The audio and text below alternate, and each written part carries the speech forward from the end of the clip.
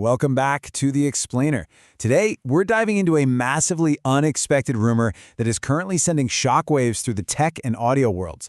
It stems from a recent MSN headline that, if it turns out to be true, could absolutely revolutionize how millions of us consume audio within the Apple ecosystem. We're talking about Apple Music and a potential pivot that literally almost nobody saw coming. Now, for years, we've known Apple to operate with a very specific, incredibly successful playbook, right? It's the ultimate premium ecosystem. You buy the premium device, you pay for the premium software, and of course, you subscribe to their premium services. It's a beautifully designed walled garden built entirely on a strictly paid model. But then, we see this word, free. I mean, the sheer surprise of putting the words Apple Music and free in the exact same sentence is just jarring. It goes against absolutely everything we've come to expect from this specific platform's history. So it really begs the question, is Apple Music completely flipping its strategy on its head? I really want you to think about the sheer weight of this potential pivot, going from a purely paid, premium-only subscription model to something that just throws the gates wide open to a non-paying audience. That's not just some minor update or a tiny feature tweak. No way. It's a massive, fundamental, structural shift in how they view their audience, their core product, and really, their entire place in the wider streaming market. Section 1. The free plan potential. Okay, let's dive into this.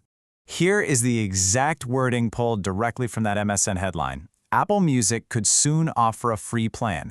Now, I want to draw your attention specifically to those three magic words, could soon offer. You know, in the world of tech analysis, words matter deeply. This isn't some confirmed official press release straight from the company. It's a rumor. But as we know, where there's smoke of this magnitude, there's usually a fire somewhere. Emphasizing could soon offer keeps our journalistic integrity strictly intact while still letting us unpack exactly what this potential market earthquake actually means for us. Moving on to Section 2, the ad-supported catch. Because let's be real here, in the tech world, free is never truly free. If this rumor holds water, we're looking at an ad-supported tier. So what does that mean? Well, it's a model where you, the user, pay for access with your attention to advertisements, rather than pulling out your credit card for monthly subscription. The currency you are paying with is literally shifting from dollars directly to your attention.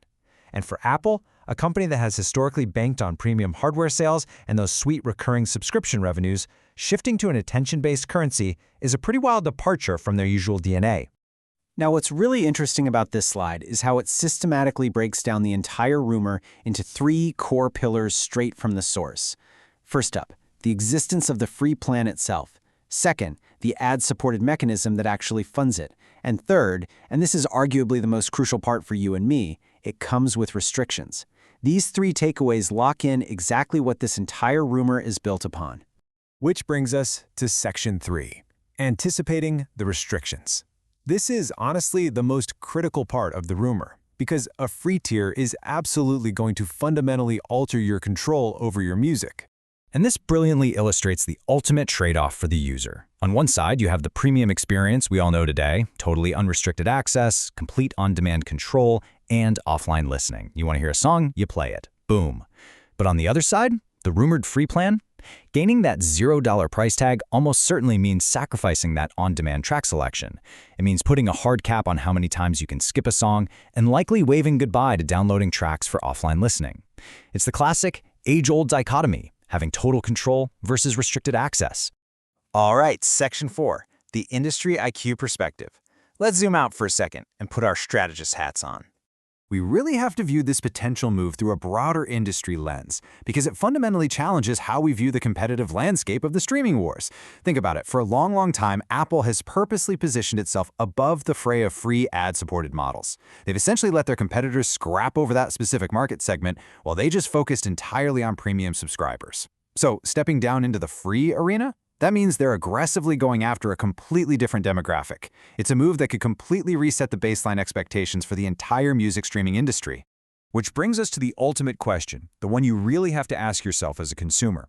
Knowing what we know from this rumor, that a free plan is possible, that it's going to be funded by your attention to ads, and that it will undoubtedly come at the strict cost of your unrestricted control, would those restrictions keep you from a free Apple Music tier? You've got to personally weigh the value of an ad-free, completely unrestricted experience in your daily life against the undeniable magnetic allure of a free price tag. It's a super fascinating trade-off and definitely one that could redefine the audio landscape very, very soon. Thanks so much for joining me for this explainer, and I'll catch you in the next one.